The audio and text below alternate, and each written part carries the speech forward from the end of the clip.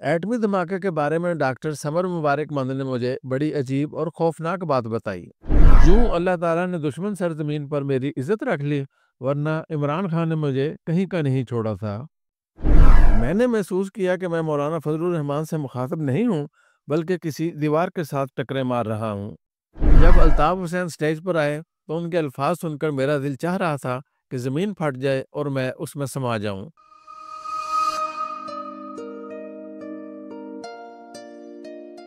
ایوب خان کے دور میں 1965 کی جنگ سے نہ صرف تعلقات کو بے پناہ نقصان پہنچا، بلکہ بھارت کو بے پناہ دفاعی اقدامات کا موقع ملا اور ہمارے ہاں بھی دفاع پر بے انتہا اخراجات کا راستہ کھول دیا گیا۔ تعلقات کو بہتر بنانے کی ایک سنجیدہ کوشش وزیر اعظم واجپئی نے کی۔ اس نے مینار پاکستان پر جا کر پاکستان کی حقانیت کو تسلیم کیا۔ مینار پاکستان کے وزٹ کے بعد اسی شام گورنر ہاؤس لاہور میں ایک مخصوص مجمع سے خطاب کرتے ہوئے واجپئی نے تاریخی جملے کہا کہ مجھے مینار پاکستان پر جانے سے میرے مشیروں نے منع کیا تھا۔ کہا گیا کہ آپ مینار پاکستان پر جا کر پاکستان کے قیام پر مہر لگا دیں گے۔ میں نے کہا کہ کیا پاکستان کو میری مہر کی ضرورت ہے؟ ان کی مہر تو ویسے ہی چلتی ہے۔ اس تاریخی کوشش کو جنرل مشرف نے کارگل پر حملہ کر کے سبوتاژ کر دیا۔ جب بھارتی حکومت کو کارگل پر پاکستانی فوج کے قبضے کا بہت دیر بعد پتہ چلا تو وزیر اعظم واجپئی نے وزیر اعظم نواز شریف کو فون کیا اور کہا، میاں صاحب آپ نے یہ کیا کیا؟ میاں صاحب جو اس واقعے سے قطعی لا علم تھے کہنے لگے، واجپئی صاحب کیا ہوا؟ واجپئی نے جواب دیا کہ آپ نے ہماری پیٹھ میں چھرا گھوم پایا۔ واجپئی کی طرف سے مزید تفصیل جاننے کے بعد میاں صاحب نے کہا کہ میں پوچھتا ہوں، تو جواب میں واجپئی نے تاریخی جملہ کہا کہ یہی تو آپ میں اور ہم میں فرق ہے۔ آپ فوج سے پوچھ کر بات کرتے ہیں، جبکہ ہماری فوج ہم سے پوچھ کر کام کرتی ہے۔ فوج کے بارے میں واجپئی کا ایک کمنٹ اس وقت آیا جب واجپئی سارک کانفرنس میں شمولیت کے لیے آئے تو شوکت عزیز ان کے وزیر مہمانداری تھے، کیونکہ بھارت نے شیخ رشید کو وزیر مہمانداری کی حیثیت سے قبول کرنے سے انکار کر دیا تھا۔ جب اسلام آباد ایئرپورٹ پر واجپئی گاڑی میں بیٹھ گئے اور شوکت عزیز بھی ان کے ساتھ بیٹھ گئے تو شوکت عزیز نے پوچھا کہ آپ کا ملٹری سیکرٹری کہاں ہے؟ تو واجپئی نے جواب دیا، نو وی ہیو ڈیموکریسی، نہیں ہمارے ہاں جمہوریت ہے۔ شوکت عزیز اس جواب سے بہت شرمندہ ہوئے۔ بھارتی رائٹر اور دانشور کلدیپ نیر دہلی میں پوسٹ کالونی وسنت وہار میں میرے پڑوسی تھے، ان سے اکثر گپ شپ رہتی تھی، بہت بھلے آدمی تھے۔ میں پاکستان کا نقطہ نظر ان کے سامنے رکھنے کی کوشش کرتا رہا، مگر وہ ان لوگوں میں سے تھے جن کا پختہ خیال تھا کہ پاکستان کا قیام نہیں ہونا چاہیے تھا۔ ایک دفعہ ایک میٹنگ جس میں کچھ پاکستانی سیاستدان اور صحافی آئے ہوئے تھے، کلدیپ نیر اور بی بی سی کا نمائندہ ستیش جیکب میرے قریب بیٹھے تھے، میرے پریس اتاشی ضیاء عباسی بھی ساتھ تھے۔ پاکستان بھارت تعلقات پر گفتگو کچھ ایسے سٹیج پر پہنچی کہ ستیش جیکب نے کہا کہ ہم تو منتظر ہیں کہ پاکستان اور ہندوستان پھر سے اکٹھے ہو جائیں۔ اس پر کلدیپ نیر نے کہا کہ سیاسی طور پر نہیں، معاشی طور پر ایک اکنامک یونین، معاشی اتحاد بننی چاہیے۔ میں جو اس گفتگو سے اب پھٹنے والا تھا، میرے سے اور کوئی جواب نہ بن سکا، کیونکہ دونوں بزرگ آدمی تھے اور ان کا بھارت اور احترام واجب تھا۔ تو میں نے جواب دیا کہ آپ کو 1-2 ملین سالوں تک زندہ رہ کر انتظار کرنا پڑے گا، اس کے بعد اور گفتگو کی گنجائش نہ رہی۔ ضیاء عباسی اس جواب سے نہال ہو گئے اور کافی دیر تک مسکراتے رہے۔ میرے دادا رائے معین الدین اکثر کہا کرتے تھے کہ ہماری زمینیں متحدہ ہندوستان میں کانگریسی رہنما سر چھوٹو رام نے بچائیں۔ صورتحال یہ تھی کہ ہر آدمی ہندو کا مقروض تھا اور ہندو بنیا اتنا ہوشیار تھا کہ ہم اس کے ادھار کے شیطانی چکر سے نکل ہی نہ سکتے تھے۔ بابا جی بتاتے تھے کہ ہمارے گاؤں میں صرف ایک ہندو تھا جس کی بہت ہی چھوٹی سی دکان تھی، اور پورا گاؤں بلکہ ساتھ کے گاؤں والے بھی اس کے مقروض تھے۔ جب کبھی فصل اچھی ہو جاتی تو ہم پیسے لے کر جاتے اور کہتے، لالا جی ہمارا حساب ختم کرو، تو لالا اپنا وہی کھاتا، حساب کتاب والی کاپی کھولتا اور فرض کرو ٹوٹل 100 روپیہ ادھار نکلتا اور ہم 100 روپیہ گن کر دے دیتے تو وہ 100 روپے میں سے 1 روپیہ واپس کر دیتا اور ہاتھ جوڑ کر کہتا، مہاراج میں آپ کا کھاتا کیسے ختم کروں؟ اپنے کھاتے میں سے میں آپ کا نام نہیں کاٹ سکتا، اس لیے 1 روپیہ کھاتے میں بقایا رہنے دیں۔ بابا جی بتاتے تھے کہ ہم اس کے اس جواب سے بیوقوفوں کی طرح خوش ہو جاتے۔ نتیجہ یہ نکلتا کہ شام کو بچہ جا کر گڑ، دال اور چاول لے آتا اور ادھار پھر سے چل پڑتا۔ ان حالات میں ہندوستان کے معاشی نظام کو دیکھتے ہوئے سر چھوٹو رام نے ہندوستان کی پہلی قانون ساز اسمبلی سے یہ قانون پاس کروایا کہ ادھار کی صورت میں بنیا ذمہ دار کی زمین ہل اور بیل کی کرکی نہیں کرا سکتا۔ یعنی غیر زراعت پیشہ شخص نہ تو زرعی زمین کا مالک بن سکتا تھا اور نہ زرعی آلات قبضہ میں کر سکتا تھا۔ بابا جی بتاتے تھے کہ ہمیں آزادی قائد اعظم نے دلائی، لیکن ہماری زمینوں کو سر چھوٹو رام نے تحفظ دیا۔ پاکستان میں رنجیت سنگھ کو ہر محفل میں تضحیک کا نشانہ بنایا جاتا ہے، لیکن یہ کبھی کسی نے خیال نہیں کیا کہ اگر رنجیت سنگھ پشاور اور موجودہ قبائلی علاقے فتح نہ کرتا تو ہماری شمالی سرحد اٹک کے پل تک ہوتی۔ ڈیورنڈ لائن در حقیقت رنجیت سنگھ کی قائم کردہ ہے، جسے انگریزوں نے مستحکم کیا اور ہمیں وراثت میں ملی۔ بہت کم لوگوں کو معلوم ہے کہ سندھ کو بمبئی سے علیحدہ کرانے میں سر شاہنواز بھٹو کا کلیدی کردار ہے، جس سے سندھ کو پاکستان کا حصہ بنانے کی ابتدا ہوئی۔ دہلی کے وسط میں واقع کلیریجز ہوٹل ایک چھوٹا سا 4 سٹار ہوٹل ہے۔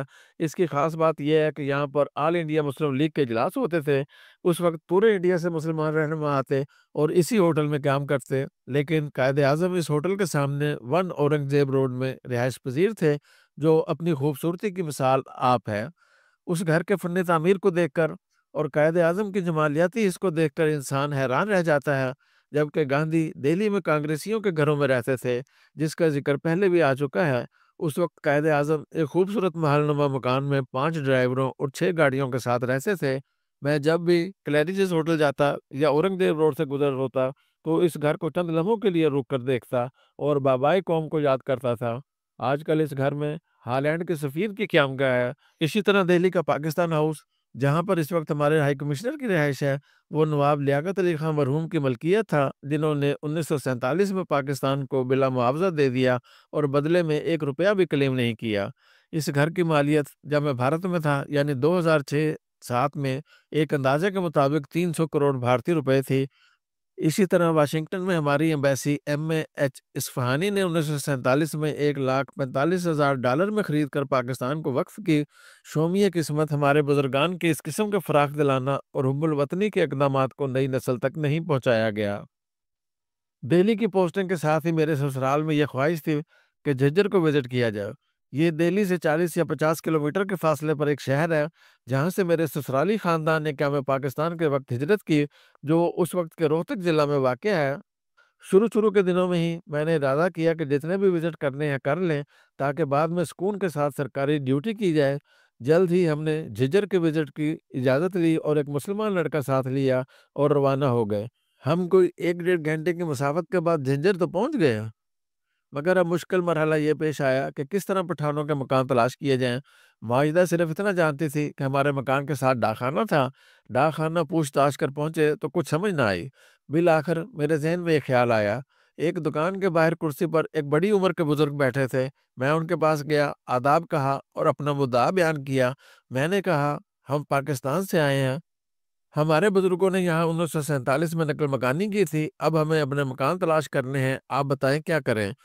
اس بزرگ نے کہا کہ آپ سیدھے بازار میں چلتے جائیں، آگے آپ کے بائیں ہاتھ جامع مسجد آئے گی، وہاں کے امام مسجد سے پوچھ لیں۔ امام مسجد کا سن کر ایک عجیب سی خوشی ہوئی، فوراً روانہ ہوئے۔ جھجر ہمارے جھنگ یا سرگودا جیسا شہر تھا، جہاں مین بازار میں کافی رش تھا، مگر گاڑی آرام سے چلی گئی۔ جہاں سڑک کچھ تنگ ہوئی، ہم نے گاڑی کھڑی کی اور پیدل چل پڑے۔ جاتے جاتے پھر ڈاک خانے کا پوچھا تو ایک بڑی عمر کے شخص نے کہا کہ ڈاک خانہ تو کئی دفعہ بدل چکا ہے، آپ جامع مسجد جائیں۔ جامع مسجد پہنچے، خدا کے گھر کو ویران دیکھ کر آنکھوں میں آنسو آ گئے۔ مسجد میں داخل ہوئے تو ایک پٹواری اپنے کاغذات پھیلائے بیٹھے تھے۔ خالی مسجد کو دیکھ کر پٹواری نے اپنا دفتر بنا لیا تھا۔ پٹواری صاحب سے مولوی صاحب کا پوچھا تو اس نے اوپر ایک کونے میں ڈربا نما کمرے کی طرف اشارہ کیا، وہ مولوی صاحب کی رہائش ہے، البتہ اس وقت وہ موجود نہیں ہے۔ اس نے کہا کہ آپ مولوی صاحب کے کمرے میں بیٹھیں، میں بلانے کا بندوبست کرتا ہوں۔ تھوڑی ہی دیر میں مولوی صاحب ہانپتے کانپتے آ گئے۔ انہوں نے شاید بازار میں سن لیا تھا کہ ایک پاکستانی فیملی آئی ہے۔ ہم نے اپنا تعارف کروایا اور پوچھا کہ ہمیں ارشاد اللہ خان، جو پولیس انسپیکٹر تھے، ان کے مکان کی تلاش ہے۔ مولوی صاحب خود نوجوان آدمی تھے، مقامی مسلمان تو سب پاکستان چلے گئے، یہ کسی دوسرے شہر سے آ کر اس مسجد میں قیام پذیر ہو گئے تھے۔ جھجر کے بارے میں زیادہ نہ جانتے تھے، مگر کہنے لگے ٹھہرے، میں کوئی بندوبست کرتا ہوں۔ وہ تیزی سے گئے اور اتنی ہی تیزی سے واپس آئے۔ واپس آئے تو ان کے ساتھ ایک بڑی عمر کے بزرگ تھے، جن کے ایک ہاتھ میں لاٹھی اور دوسرے میں یورین بیگ پکڑا ہوا تھا۔ آتے ہی میرے سے مخاطب ہوئے کہ آپ کے بزرگوں کا کیا نام ہے؟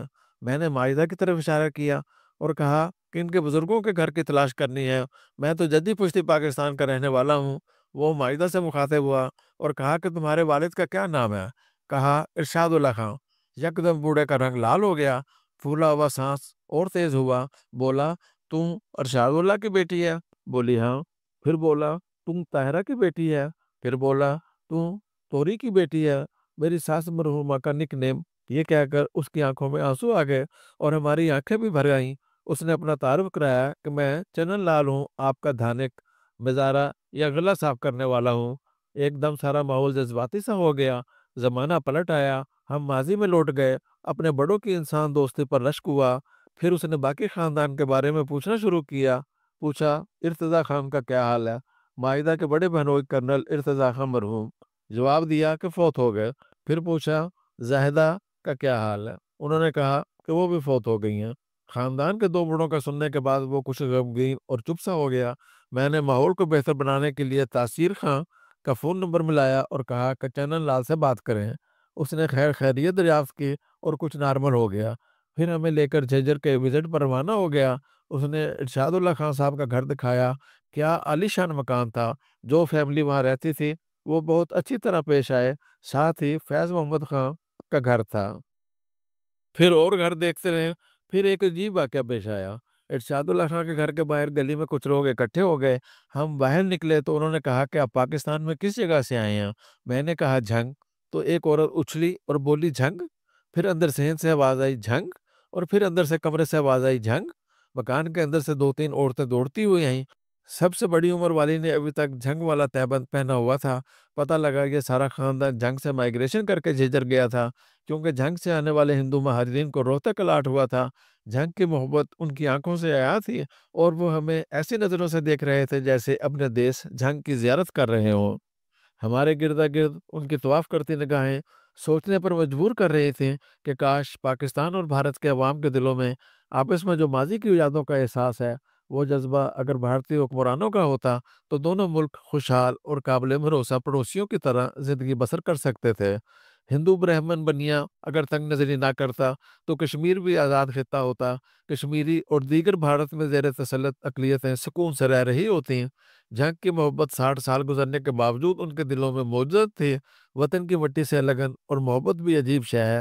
حضور صلی اللہ علیہ وسلم بھی مدینہ کے قیام کے دوران مکہ مکرمہ کا ذکر سن کر اداس ہو جایا کرتے تھے۔ ایک دن معلوم ہوا کہ کشمیر کمیٹی کے چیئرمین مولانا فضل الرحمان دہلی آئے ہوئے ہیں۔ میں نے موقع کو مناسب جانا اور فوراً دہلی میں دیوبند کے مرکز پہنچ گیا۔ تھوڑی کوشش کے بعد مولانا مرغوب الرحمان مدرسہ دیوبند کے اس وقت کے سربراہ کے دفتر میں مولانا فضل الرحمان سے ملاقات ہو گئی۔ میں نے الیکس لیگ کے بعد کشمیریوں پر ڈھائے جانے والے مظالم کا ذکر بڑے زور و شور سے کرنا شروع کر دیا۔ مختلف مظالم کی تفصیل بیان کی۔ انہی دنوں ایک شہید ہونے والے مسلمان نوجوان کا قصہ بیان کیا جسے پاکستانی دہشت گرد کہہ کر شہید کر دیا گیا تھا اور اس کا تعلق پاکستان کے کراچی کے کسی مدرسے سے جوڑ دیا گیا، مگر بعد میں ایک آدھ اخبار نے بھانڈا پھوڑ دیا کہ وہ لڑکا تو کبھی ملک سے باہر گیا ہی نہیں۔ میری اچھی خاصی پرجوش تقریر کے دوران میں نے محسوس کیا کہ میں مرغوب الرحمان اور فضل الرحمان سے مخاطب نہیں ہوں، بلکہ کسی دیوار کے ساتھ ٹکرے مار رہا ہوں۔ میری حیرانی بہت جلد افسردگی میں بدل گئی جب دونوں مولویوں نے جواب میں ایک لفظ بھی نہ کہا۔ کشمیر کمیٹی کے چیئرمین مولانا فضل الرحمان کی کشمیر کے مظالم سے مکمل لا تعلقی میرے اندر ایک ہیجان برپا کر گئی۔ میں حد درجہ مایوس اور افسردہ ہو کر دیوبند کے دفتر سے واپس آیا اور مجھ پر کانگریسی ملاؤں کی حقیقت کھل چکی تھی۔ اگلے دن مولانا فضل الرحمان ہائی کمیشن آئے۔ میں نے وہاں بھی اس ظلم کی داستان کو دہرایا، مگر مولانا وہاں بھی لا تعلق رہے۔ میرے اس دکھ کا مداوع آج تک نہیں ہو سکا، مگر مولانا کی اصلیت مجھ پر عیاں ہو گئی۔ پرانی دہلی میں ایک دن پیدل چلتے ہوئے میں نے عجیب چیز دیکھی۔ دیکھا کہ فٹ پاتھ کے ساتھ والی دیوار پر نمبر لگے ہوئے تھے، 110، 111، 112۔ ایک مقامی دکاندار سے پوچھا کہ یہ کیا ماجرا ہے، تو اس نے بتایا کہ بے گھر لوگ دن بھر محنت مزدوری کرنے کے بعد رات کو اس جگہ آ کر سوتے ہیں۔ ہر آدمی نے اپنا نمبر رکھا ہوا ہے، یعنی 112 نمبر والا رات کو اپنے نمبر کے سامنے آ کر سوئے گا، اور اگر کوئی اور آدمی اس جگہ سو رہا ہو تو وہ اسے بتائے گا کہ بھائی یہ میری جگہ ہے، اس لیے آپ کسی اور جگہ جا کر سوئیں۔ انسانیت کی اس سے زیادہ اور کیا بری حالت ہوگی۔ فٹ پاتھ پر بے گھر لوگوں کا سونا تو دہلی میں نارمل بات ہے، مگر دکان کی سیڑھیوں پر بھی لوگوں کو سوتے ہوئے دیکھا۔ ایک دن صبح سویرے ایک عجیب بات دیکھی۔ ایک نالے کے کنارے ایک ٹوٹا ہوا باتھ ٹب ایک درخت کے سہارے الٹا پڑا ہوا تھا۔ وہ میں اکثر دیکھتا تھا، مگر ایک دن صبح سویرے گزرتے ہوئے میں نے دیکھا کہ ایک نوجوان اس ٹب کے نیچے سے نکل رہا ہے۔ وہ نوجوان جب ذرا دور چلا گیا تو میں نے اس باتھ ٹب کے پاس جا کر دیکھا تو معلوم ہوا کہ اس نوجوان نے باتھ ٹب کے نیچے رہائش رکھی ہوئی ہے۔ دہلی، جو کہ دنیا کی سب سے بڑی جمہوریت کا کیپٹل ہے، وہاں معیار زندگی یا تو بہت ہائی ہے یا بہت گرا ہوا۔ غربت کے وہ نظارے دیکھے کہ اللہ معاف فرمائے۔ دہلی ریلوے اسٹیشن سے صبح 7 بجے ایک ٹرین شتابدی ایکسپریس امرتسر کے لیے چلتی ہے۔ جب ہمیں ٹرین کے ذریعے آنا ہوتا تھا تو یہ ٹرین پکڑتے تھے۔ اسی ٹرین میں ایک نظارہ دیکھنے کو ملتا تھا جو اللہ معاف کرے کسی کو نہ دکھائے۔ یہ ٹرین دہلی شہر میں تقریباً 1 گھنٹہ چلتی ہے اور صبح کے وقت ہزاروں لوگ ریلوے لائن کے ساتھ ساتھ پانی کی بوتل یا گڑوی لیے رفع حاجت کر رہے ہوتے ہیں۔ کچھ کا منہ ٹرین کی طرف ہوتا ہے اور کچھ کا دوسری طرف۔ بھارتی قوم کا یہ نظارہ ناقابل فراموش اور شرمناک ہے۔ بھارت کی پوسٹنگ کے دوران کچھ افسوسناک واقعات بھی پیش آئے جن کو یاد کر کے آج بھی دل خراب ہوتا ہے۔ ان میں نئی دہلی کے تاج ہوٹل میں 2006 کی ایک شام ایک بھارتی اخبار کا سیمینار آج بھی یاد آتا ہے، جس میں پوری دنیا سے چیدہ چیدہ سیاسی رہنما بلائے گئے تھے۔ برطانیہ سے سابق وزیر اعظم جان میجر، اردن سے ملکہ نور اور پاکستان سے MQM کے بانی الطاف حسین اور عمران خان تھے۔ سیمینار سے کچھ دن پہلے پاکستان ہائی کمیشن کے لوگ یہ دیکھ کر حیران و پریشان رہ گئے کہ ایئرپورٹ سے آنے والی سڑک پر الطاف حسین کی بڑی بڑی تصویریں لگی ہوئی تھیں۔ کسی پاکستانی کی بھارت میں اور اس طرح کی پذیرائی غالباً پہلی اور آخری دفعہ کی گئی تھی۔ کسی بھارتی اخبار میں اتنی جرت نہیں کہ وہ کسی پاکستانی کی تصویر یوں لگائے۔ میں نے جب اس معاملے کو پریس کلب آف انڈیا میں اپنے دوستوں سے چھیڑا تو انہوں نے ڈھکے چھپے لفظوں میں بتایا کہ آپ جانتے ہی ہیں بھارت میں کون سی طاقت یہ کر سکتی ہے۔ ان کا اشارہ خاص طور پر بھارت کی خفیہ ایجنسی را کی طرف تھا۔ سیمینار والے دن ہم ایمبیسی کے کچھ افسران بڑی بے چینی سے انتظار کر رہے تھے کہ MQM کے سربراہ کیا فرماتے ہیں۔ الطاف حسین سے پہلے عمران خان نے بہت اچھی تقریر کی، لیکن جب الطاف حسین سٹیج پر آئے تو ان کے الفاظ سن کر میرا دل چاہ رہا تھا کہ زمین پھٹ جائے اور میں اس میں سما جاؤں۔ دشمن ملک میں کسی پاکستانی کا وہ انداز مجھے آج تک نہیں بھولا۔ الطاف حسین نے سٹیج پر آتے ہی کہا، میں جب دہلی ایئرپورٹ پر اترا تو میں نے دائیں دیکھا، میں نے بائیں دیکھا، میں نے اوپر دیکھا، میں نے نیچے دیکھا، تو مجھے سب کچھ اپنا اپنا سا لگا۔ اس کے بعد الطاف حسین نے ایک پرچی نکالی جو غالباً اس کے میزبانوں نے اسے دی تھی اور وہ انگریزی میں اس نے پڑھا، creation of Pakistan was the biggest blunder of the history. اس کے بعد انہوں نے پھر اپنی اردو میں تقریر جاری رکھی اور کہا کہ ہماری MQM کی حالت تو قیام پاکستان کے بعد وہ ہے کہ نہ خدا ہی ملا، نہ وسالے صنم، نہ ادھر کے رہے نہ ادھر کے رہے۔ دہلی والوں، ہمیں پاکستان میں مہاجر ہونے کا تانا دیا جاتا ہے۔ اب اگر ہمیں یہ تانا دیا گیا تو ہم آپ سے پناہ مانگیں گے، بولو پناہ دو گے؟ حال میں سے جواب نہیں آیا۔ تو پھر پوچھا، دہلی والوں ہمیں پناہ دو گے؟ پھر بھی جواب نہیں آیا۔ تو تیسری دفعہ پوچھا، بولو دہلی والوں میں آپ سے پوچھتا ہوں کہ ہمیں واپس بھارت میں پناہ دو گے؟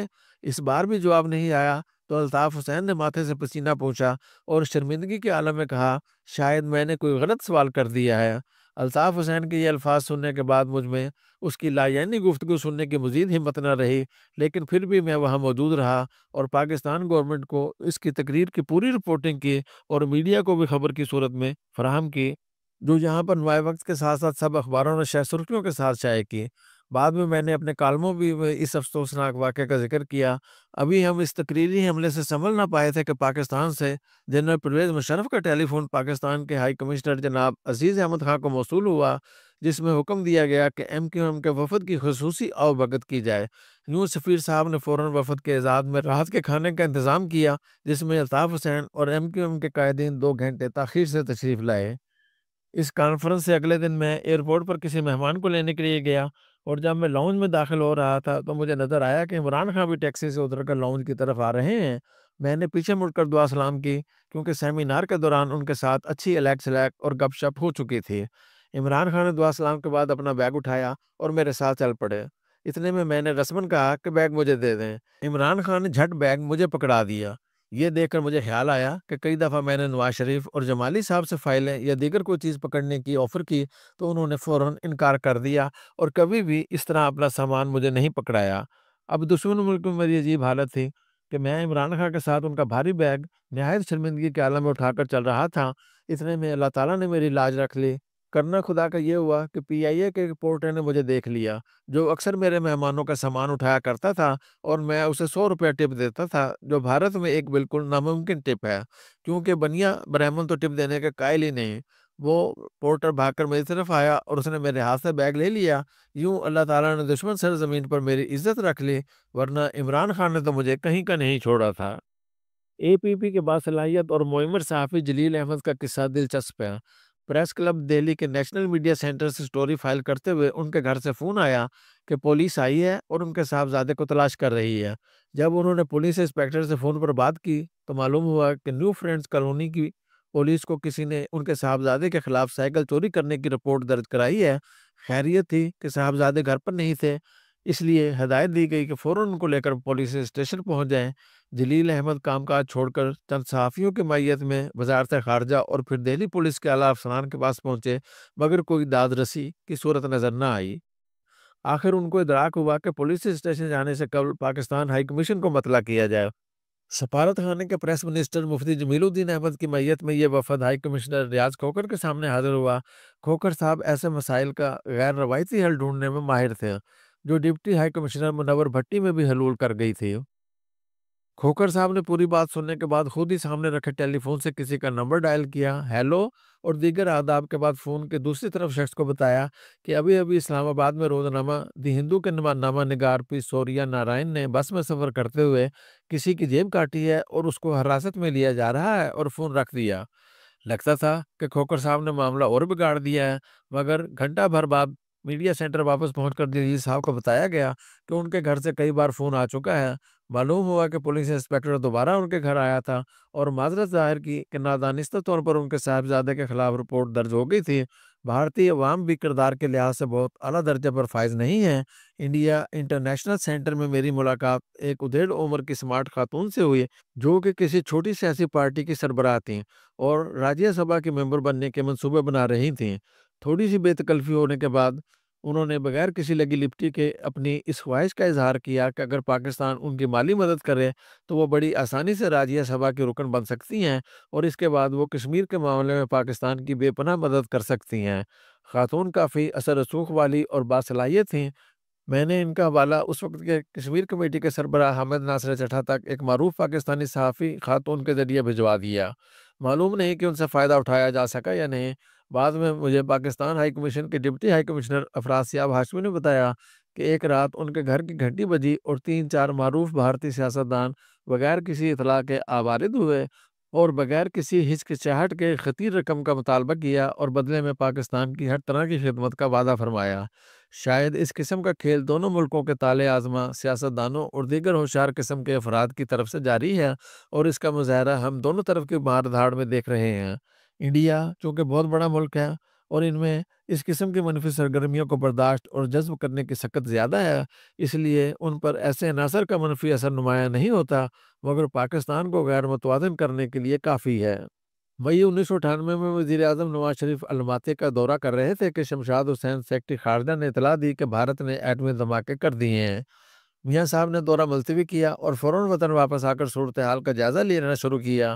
یہ تو پوری دنیا کو معلوم تھا کہ بھارت اور پاکستان ایٹمی صلاحیت حاصل کر چکے ہیں، مگر باضابطہ طور پر کسی ملک نے ایٹمی دھماکے نہیں کیے تھے۔ بھارت نے 1974 میں سملنگ بدھا کے نام سے ایک ایٹمی دھماکہ کیا تھا، مگر اس پر دنیا کا رد عمل گونگا سا تھا۔ اس کا ایک نتیجہ تو یہ نکلا کہ پاکستانی سائنسدانوں نے ایٹمی صلاحیت حاصل کرنے کے لیے سرتوڑ کوششیں شروع کر دیں۔ Doctor A Q Khan, doctor Ashfaq Ahmed اور دوسرے کئی گمنام سائنسدانوں نے اپنی اپنی صلاحیت کا بھرپور استعمال کیا۔ جنگ شور کوٹ کے دو بظاہر غیر معروف سائنسدان سراج عرفی مرحوم اور ڈاکٹر غنی اکرم، جن کو میں ذاتی حیثیت سے جانتا ہوں کہ ان کا اس میدان میں بہت اہم کردار ہے، مگر جیسے بہت سی جگہوں میں لوگ صرف سربراہ کو جانتے ہیں، مگر ایسے خاموش مجاہدوں کے نام سے بھی واقف نہیں ہوتے جنہوں نے در حقیقت لڑائی کا رخ بدل دیا ہوتا ہے۔ وزیر اعظم نواز شریف نے طویل مشاورت شروع کر دی۔ پہلی مشاورت کابینہ میں ہوئی، جس میں وزیر اطلاعات مشہد حسین نے دھماکے کرنے کا مشورہ دینے میں ذرا بھی تاخیر نہیں کی اور اپنے مخصوص انداز میں کہا کہ میاں صاحب کڑاکے کر دیو۔ وزیر اعظم صاحب ہمت کریں اور بہادری دکھائیں اور تاریخ میں اپنا نام چھوڑ جائیں۔ وزیر خزانہ سرتاج عزیز مرحوم نے اس مسئلہ کو معاشی اعتبار سے دیکھا اور کابینہ کو آنے والی معاشی مشکلات سے آگاہ کیا۔ اخبار نویسوں کی میٹنگ میں مجید نظامی مرحوم نوائے وقت کی اہمیت اور نظامی خاندان کی تحریک پاکستان میں بھرپور کردار اور بزرگانہ حیثیت کی وجہ سے بے حد احترام کی نظر سے دیکھے جاتے تھے۔ انہوں نے بڑے ہی جارحانہ اور دو ٹوک انداز میں کہا کہ میاں صاحب دھماکے کر دیں ورنہ ہم آپ کا دھماکہ کر دیں گے۔ میں پریس سیکرٹری تھا اور بارہا میاں صاحب مجھ سے پریس کے حالات پوچھتے تھے۔ میں نے 3 فائلیں بنائی ہوئی تھیں، ایک حق میں، ایک مخالف اور تیسری درمیانی۔ اخباروں میں جو بھی اس مسئلے پر آرٹیکل چھپتا اسے میں متعلقہ فائل میں لگاتا جاتا۔ اکثر یوں ہوتا کہ کہیں آتے جاتے وزیر اعظم مجھے گاڑی میں ساتھ بٹھا لیتے اور پریس کی آراء سے معلومات لیتے رہتے۔ بالآخر 28 مئی 1997 کو پاکستان نے بھارت کے 5 دھماکوں کے جواب میں 6 دھماکے کر دیے اور پاکستان اسلامی دنیا کا پہلا ایٹمی ملک بن گیا۔ یہ دھماکے بلوچستان کے علاقے چاگی کے پہاڑوں میں زیر زمین کیے گئے، جو سرنگ کئی سال پہلے تیار کر دی گئی تھی۔ اس دھماکے کے بارے میں ڈاکٹر سمر مبارک مند نے مجھے بڑی عجیب اور خوفناک بات بتائی۔ انہوں نے بتایا کہ 27 اور 28 مئی کی درمیانی رات کو جب ہماری ایٹمی ٹیم اپنا کام مکمل کر کے آرام کرنے لگی، کچھ لوگ فولڈنگ چارپائیوں اور باقی زمین پر لیٹے ہوئے تھے، تو ڈاکٹر صاحب کہتے ہیں کہ ان کی نظر آسمان پر پڑی اور اور وہ یہ دیکھ کر ششدر رہ گئے کہ کئی سیٹلائٹ اس وقت چاگی کے اوپر آسمان میں چلتے نظر آ رہے تھے۔ ڈاکٹر صاحب نے کہا کہ انہوں نے اللہ کے حضور گڑ گڑا کر دعا کی کہ یا اللہ، تو ہمارے اس منصوبے جس سے اس اسلامی مملکت کی بقا منسلک ہے کو کامیابی عطا فرما۔